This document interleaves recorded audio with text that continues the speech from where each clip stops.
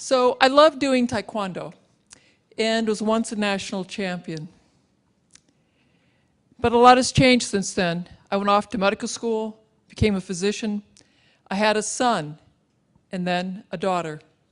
And I developed a chronic disease for which there is no cure. In 2000, when I was diagnosed with multiple sclerosis, I turned to the best MS center I could find, the Cleveland Clinic. I saw the very best doctors receive the best care possible, taking the latest, newest drugs. Still, by 2003, my disease had transitioned to secondary progressive MS. I took the recommended chemotherapy. I got the tilt-recline wheelchair. I had one with a motor I could drive around.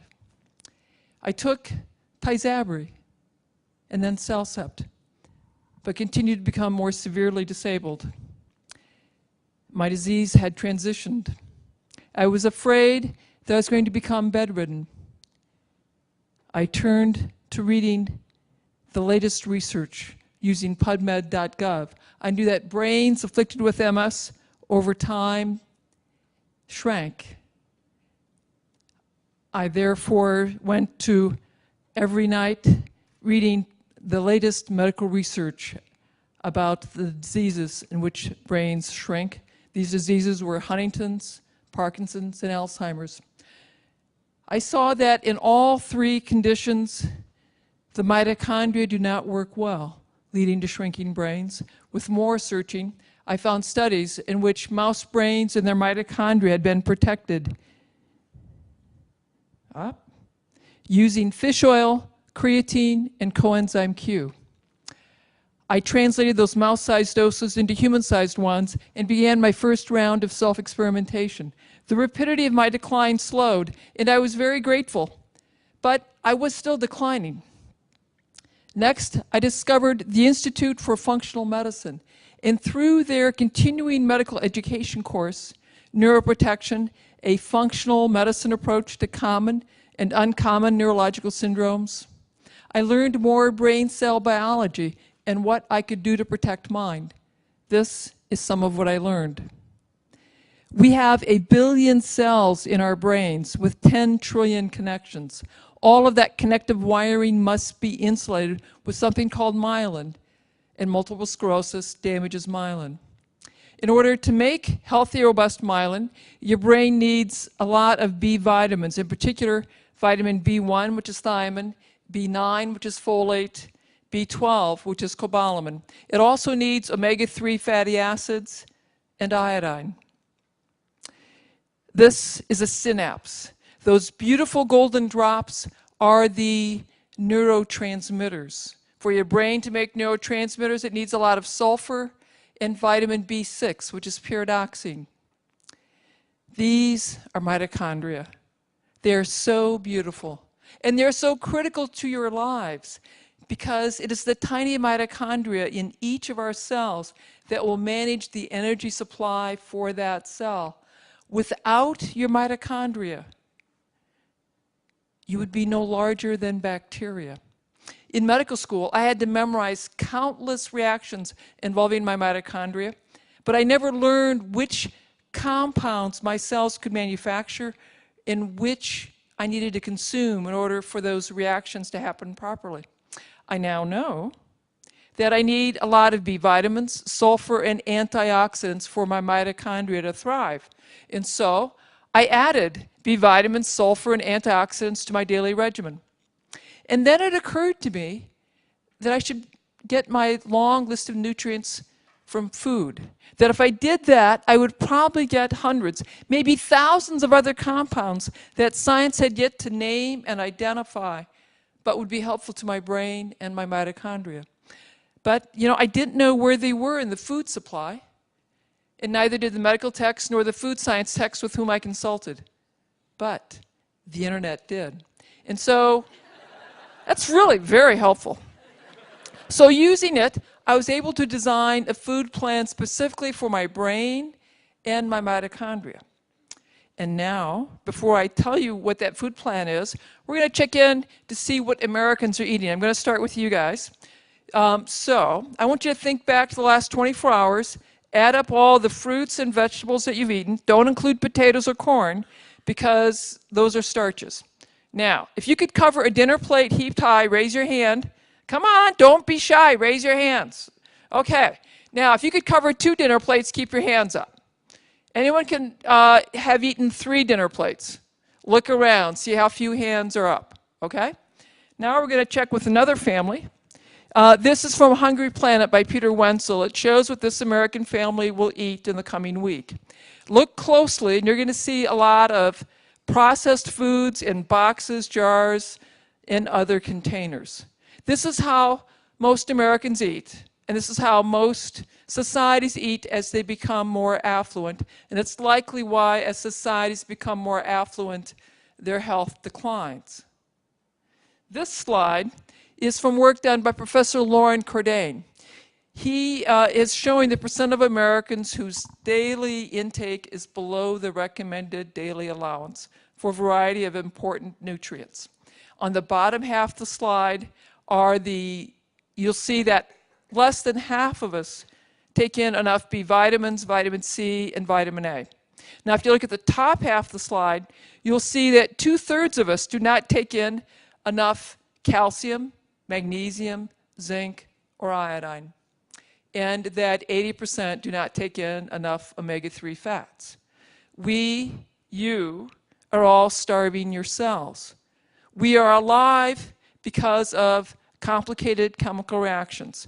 If you're not providing the building blocks, that is the vitamins, minerals, essential fats, those reactions cannot happen properly, leading to the wrong structures being made or structures simply not being made at all. You set the stage for chronic disease. This is why our children are born with jaws that are too small, leading to crooked teeth and smaller brains. This is why your blood vessels become stiff as you age.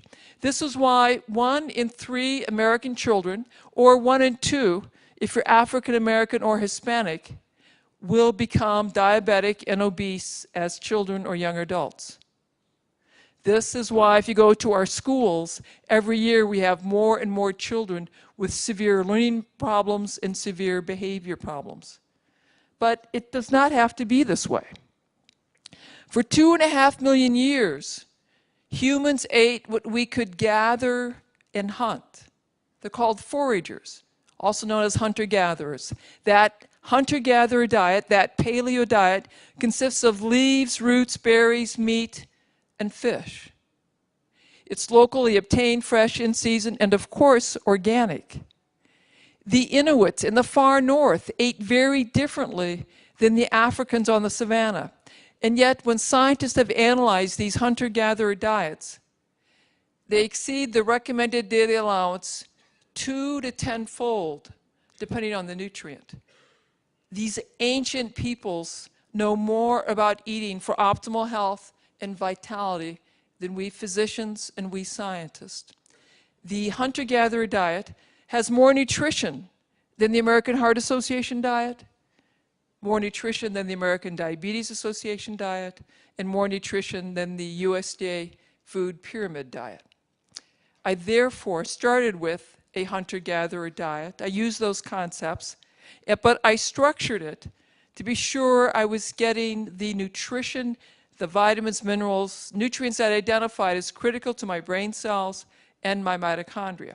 That diet is this: 3 cups of green leaves, 3 cups of sulfur-rich vegetables, 3 cups of bright color, grass-fed meat, organ meat, and seaweed. 3 cups is a dinner plate heaped high. I start with greens because they are rich in B vitamins, vitamins A, C, K, and minerals. And those are 2 types of kale. Kale has the most nutrition per calorie of any plant. The B vitamins will protect your brain cells and your mitochondria. Vitamins A and C support your immune cells. Vitamin K keeps your blood vessels and bones healthy. And minerals are cofactors for hundreds of different enzymes in your bodies. Plus, having a plate full of daily greens will dramatically lower your risk of cataracts and macular degeneration, a leading cause of blindness in the US. So, have more kale, more parsley, more cooked greens, have more smoothies and greens, have dehydrated or kale chips, which are so delicious. My teenage daughter and her friends love them. I want you to have 3 cups, a plate full of sulfur-rich vegetables every day. Your brain and your mitochondria need sulfur. Your liver and kidney need sulfur so they can remove toxins from your bloodstream. The cabbage family is rich in sulfur. That includes cabbage, broccoli, cauliflower, Brussels sprouts, turnips, rutabagas, radishes, collards, and kale. The onion family is also rich in sulfur. Onions, garlic, leeks, chives, shallots, and so are mushrooms and asparagus. I also want you to have a plate, 3 cups, preferably 3 different colors every single day. Colors are flavonoids and polyphenols. These are potent antioxidants that will support your retina, your mitochondria, your brain cells, and the removal of toxins. You can get your colors from vegetables like beets, carrots, peppers, red cabbage, or you can get them from berries and brightly colored fruits like peaches and oranges. I want you to have high-quality protein that's rich in omega-3 fatty acids. Omega-3 fatty acids are very important to insulate that wiring in your brain. It's also critical for the development of your jaws so you can have straight teeth and a larger brain. Therefore, have wild fish, in particular salmon and herring. Also have grass-fed meat every day. Our ancient societies all valued organ meats. And organ meats are concentrated sources of vitamins, minerals, and coenzyme Q. They are particularly potent at supporting your mitochondria. Therefore, have organ meats like liver and onion, heart, tongue, gizzards, sweetbreads once a week. The ancients would travel great distances or trade to ensure access to seaweed. Seaweed is a rich source of iodine and selenium. Your brain needs iodine to make myelin, the insulation for the wiring. It also needs iodine to remove toxins, in particular mercury, lead, and heavy metals. And adequate iodine lowers your risk of breast cancer and prostate cancer. Studies have shown that 80% of Americans have a relatively low iodine. Therefore, have seaweed at least once a week to ensure and maintain adequate iodine levels. Most Americans can't imagine eating 9 cups, 3 platefuls of vegetables and berries every day. But if you will commit to having 9 cups of these incredibly healthy, wonderful for you vegetables and berries every day, before you have grain, potatoes, dairy, you will have dramatically increased the vitamin and mineral content of your diet. Plus, you will have dramatically lowered the risk of food allergies. Food allergies and food sensitivities are far more common than we realize. They're difficult to diagnose, and in particular, sensitivity to gluten, the protein in wheat, rye, and barley, and to dairy, the casein protein in dairy, is associated with a wide variety of health problems, including but not limited to eczema, asthma, allergies, infertility, irritable bowel, fibromyalgia, chronic fatigue, arthritis, chronic headache, neurological problems, and behavior problems. Yes, it will cost more to eat these beautiful vegetables and berries.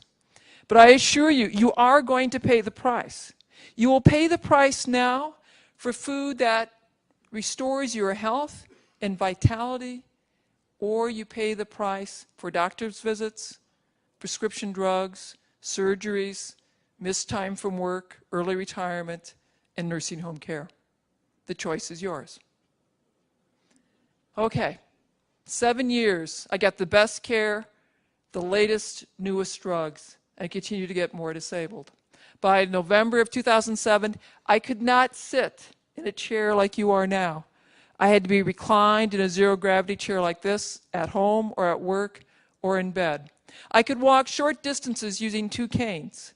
I was losing my keys, my phones. I was having nightmares that my chief of staff had pulled my clinical privileges. That is when I designed a diet specifically for my brain cells and my mitochondria. That's when I became a modern-day hunter-gatherer. 3 months later, I could walk between exam rooms using one cane. The month after that, I could walk throughout the hospital without a cane. At 5 months, I got on my bike for the first time in a decade, and I pedaled around the block. 9 months into my new way of eating, I pedaled 18 miles. The following year, I did a trail ride in the Canadian Rockies.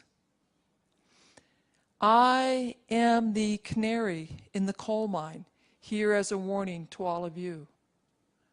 We have a choice. We can continue to eat that delicious, convenient, tasty, processed food and watch ourselves and our children grow steadily more overweight, depressed, and diabetic. Or we can continue to watch healthcare costs balloon out of control, bankrupting us individually and collectively as a country. Or we can eat for our mitochondria, eating vegetables and berries, grass-fed meat, organ meat, and seaweed, and have more vitality. We all have a choice. I choose to teach the public about the healing power of food and to conduct clinical trials. We are testing my interventions and others with secondary progressive MS. We'll present our research on Sunday at the 2011 Neuroscience Conference. The results are breathtaking. We all have a choice. I challenge you to become modern-day hunter-gatherers and eat for your mitochondria and become ambassadors for your mitochondria. For if I can rise up from a tilt-recline wheelchair doing this, imagine what eating for your mitochondria can do for you, your family, your country, your community, your world. We have a choice. What will yours be? Thank you.